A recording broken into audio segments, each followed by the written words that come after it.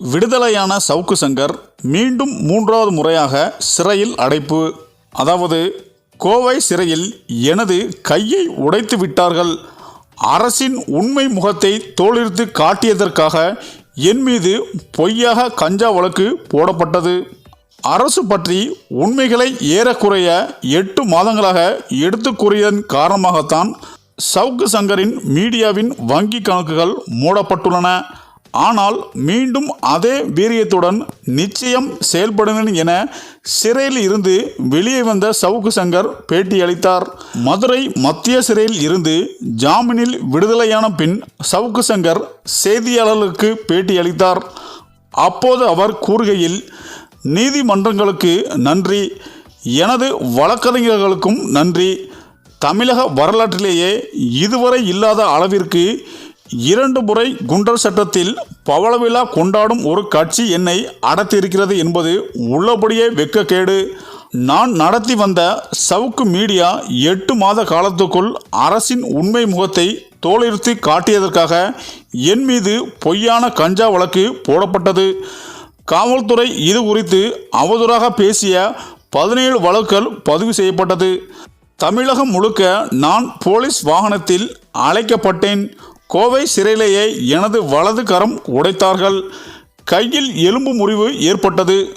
ஒவ்வொரு முறையும் காவல்துறை என்னை கஸ்டடியில் இருக்கும்போது வெளியே வந்த பிறகுதான் திராவிட மாடல் அரசு பற்றி எதுவும் பேசக்கூடாது, அதாவது திமுக அரசுக்கு ஆதரவாக பேச வேண்டும் என்பதை நிபந்தனையாக கூறினார்கள்.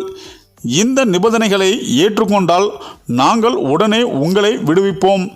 அதை மீறினால் நாங்கள் உங்களை 1 வருடத்திற்கு சிறையில் இருந்து வெளியே வர விடமாட்டோம் என்று நெருக்கடி கொடுத்தார்கள்.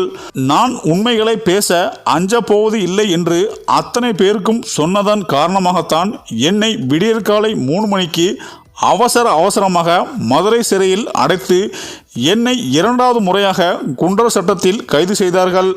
தமிழக முதல்வர் மு.க. ஸ்டாலினை விமர்சனங்களை சந்தித்தவர் அல்ல, விமர்சனங்களை பார்த்து பழகியவர் அல்ல. தந்தையின் நிழலில் வளர்ந்த போன்சாய் செடி தான் ஸ்டாலின் அவர்கள்.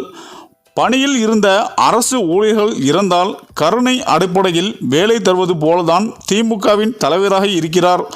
அதே போல்தான் தமிழகத்தின் முதல்வராகவும் ஆகியிருக்கிறார். அரசு பற்றி உண்மைகளை ஏறக்குறைய 8 மாதங்களாக எடுத்து கூறியதன் காரணமாகத்தான் சவுக்கு மீடியா ஆபீஸ் சீல் வைக்கப்பட்டுள்ளது. என் தாயாரின் பென்ஷன் கணக்கு உள்பட 6-7 கணக்குகள் மூடப்பட்டுள்ளன. தவறுகள் பற்றி எந்த உண்மையும் வெளியே வந்துவிடக்கூடாது என்பதை முதல்வர் ஸ்டாலினும் அவரது மகன் உதயநிதி ஸ்டாலினும் மிக கவனமாக இருக்கிறார்கள். இந்த நிலையில்தான் மீண்டும் முதல்வர் ஸ்டாலினை தரக்குறைவாக பேசிய சவுக்கு சங்கர் மீது உடனடியாக மீண்டும் வழக்கு தொடரப்பட்டுள்ளது என தகவல்கள் வெளியாகி வருகிறது. இதனால் சவுக்கு சங்கர் கைதாவதும் உறுதியாகி விட்டது என அரசியல் வட்டாரங்கள் கூறி வருகின்றனர். சரி, இந்த வீடியோ பற்றிய உங்க கருத்துக்களை கமெண்ட்ல சொல்லுங்க. மேலும் வீடியோ பிடித்திருந்தால் லைக் பண்ணுங்க, ஷேர் பண்ணுங்க, மறக்காம நம்ம சேனலை சப்ஸ்கிரைப் பண்ணிக்கோங்க. நன்றி.